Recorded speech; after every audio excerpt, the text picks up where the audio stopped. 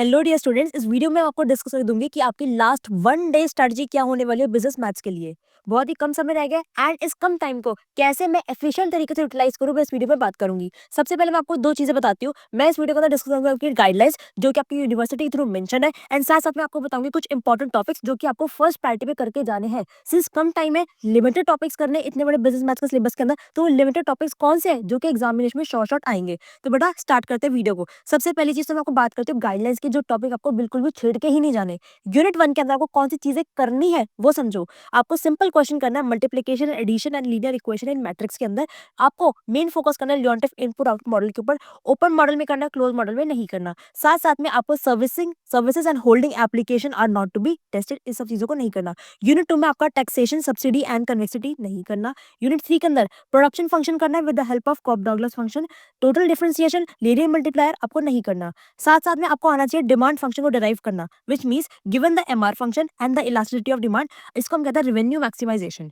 तो आपको revenue maximisation करना आना चाहिए। फिर आपको डिराइव करना आना चाहिए कॉस्ट फंक्शन, जिसको हम कहते हैं आपका कॉस्ट मिनिमाइजेशन। उसके बाद कंज्यूमर एंड प्रोड्यूसर सरप्लस भी आपको आना चाहिए। और एक चीज ध्यान रखना, बहुत बार आपके जो डिफरेंशिएशन के क्वेश्चन आते हैं ना, वो किसके ऊपर आते हैं? सिर्फ इस स्टेटमेंट के ऊपर कि भाई रेवेन्यू को मैक्सिमाइज कर दो, कॉस्ट को मिनिमाइज कर दो, या फिर रेवेन्यू माइनस कॉस्ट, टोटल जो मेरा प्रॉफिट आता है प्रॉफिट को मैक्सिमाइज करके दिखाओ। ठीक है जी। उसके बाद आपको rate of sale and learning curve नहीं पढ़ना। यूनिट 4 के अंदर आपको अमोर्टाइजेशन ऑफ फंड नहीं पढ़ना। यूनिट 5 के अंदर आपको maximum with constants, minimum with constants, maximum minimum और आपके 4 स्पेशल केसेस करने हैं। ये सब चीजें वो हैं जो आपको करनी है, और जो चीजें आपको नहीं करनी जो कि आपके गाइडलाइंस के थ्रू मेंशन है। अब मैं आपको क्या बात करूंगी, study plan. Last one day का मेरा स्टडी प्लान क्या होना चाहिए, कौन सी चीजें मुझे करके जानी है।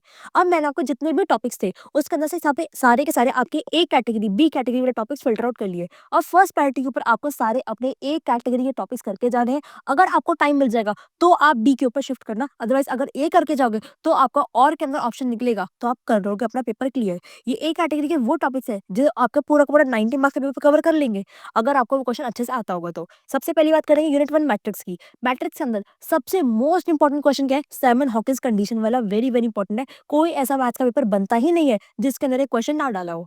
इस टॉपिक पे क्वेश्चन ना आया, ऐसा कोई मैथ्स का पेपर बनता ही नहीं। तो एक कैटेगरी का टॉपिक है, इसके कम से कम भी प्रीवियस में से 3 से 4 क्वेश्चन आप कर लोगे, मोर देन इनफ है। आपको आइडिया आ जाएगा कि इन क्वेश्चन को अटेम्प्ट कैसे करना है।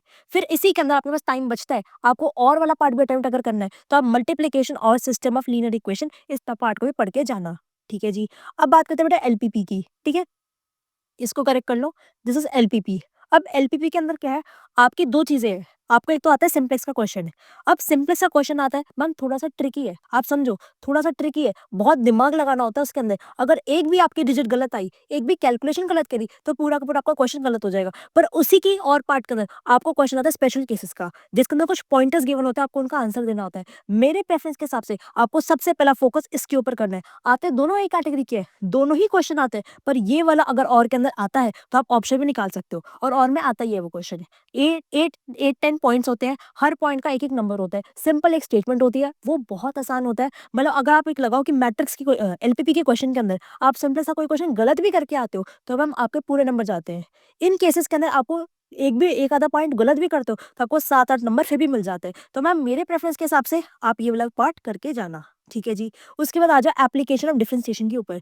आपको फर्स्ट प्रायोरिटी पे cost function minimize and revenue function maximize ये आना चाहिए। साथ साथ में इससे कनेक्ट होता है मेरा प्रॉफिट फंक्शन, ये मेरा ए पार्ट है, ए कैटेगरी का टॉपिक है। बी कैटेगरी में कौन कौन से आते हैं? Inventory control, price elasticity of demand. Ma'am C category कहाँ गई? सी कैटेगरी बेटा ऐसी है कि भाई जो चीजें मुझे लगता है कि बहुत कम पूछी जाती है, बहुत ज्यादा कम आती है, तो क्यों क्यों कंफ्यूज करना। वन डे स्टडी प्लान है, वो चीज पढ़ के जाओ जो आने वाली है। और फिर बात करते हैं बेटा पार्शियल डिफरेंशिएशन इंटीग्रेशन की। तो आपको बताना चाहिए Euler's theorem and homogeneous function आपको करना है। प्रोड्यूसर एंड कंज्यूमर सरप्लस आपकी एक कैटेगरी की टॉपिक है।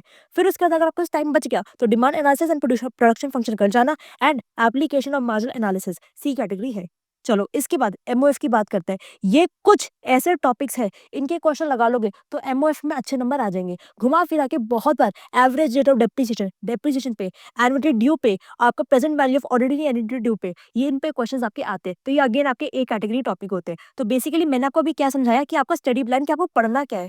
आपको बहुत सारे टॉपिक में से मैंने कुछ टॉपिक फिल्टर आउट करके दे दिए कि आप ये टॉपिक भी करके जाओगे तो आपका काम बन जाएगा। अगर जो बच्चा सोच रहे कि मैम सिर्फ मैं पास हो जाऊं, तो बेटा अगर आपको सिर्फ पास होना है ना तो इन टॉपिक एक में से भी एक कैटेगरी टॉपिक आपको मस्ट करके जाना है। और मैम क्वेश्चन कहाँ से? आपके लास्ट पीवाईक्यू के कम से कम 3 से 4 क्वेश्चन इन टॉपिक्स के ऊपर करके जाना, ठीक है? All the very best. एक काम और करना है, बटा फटाफट से आपको कम्युनिटी को जॉइन करना है। आपकी सेमेस्टर की कम्युनिटी के अंदर हम बहुत सारा इंपॉर्टेंट मटेरियल, गाइडलाइंस वीडियो, क्योंकि अब आपके एग्जामिनेशन स्टार्ट होने वाले हैं, तो हम आपको कैसे अपनी तैयारी करनी है, क्या आपकी स्ट्रैटेजी होनी चाहिए, सब चीज़ें हम डिस्कस कर रहे हैं। और साथ-साथ में आपको यूट्यूब चैनल को सब्सक्राइब करना है, ताकि जो भी आपको इंपॉर्टेंट वीडियोज़, रेलेवेंट वीडियोज़ है, वो फटाफट से आपको मिलती रहे, ठीक है? All the very best. कोई भी डाउट, कन्फ्यूजन है, एनी टाइम बेटा कनेक्ट करो, कमेंट सेक्शन में अपना कमेंट डालो, वीडियो को लाइक कर लेना, चैनल को सब्सक्राइब कर लेना। एंड अगर आपको कुछ किसी भी चीज़ में कोई भी डाउट है, यू आर फ्री, आप व्हाट्सएप कम्युनिटी के एडमिन से पूछो, एडमिन आपको पूरा सपोर्ट करेंगे, पूरी आपकी हेल्प करने की कोशिश करेंगे। अच्छा पेपर करना, बहुत मस्त पेपर जाएगा। एंड जिस बच्चे ने पढ़ रखा है, वो भी अच्छा कर लेगा। एंड जिस बच्चे ने कुछ भी नहीं कर रखा, एक कैटेगरी टॉपिक करके जाना, आपका काम बन जाने वाला है।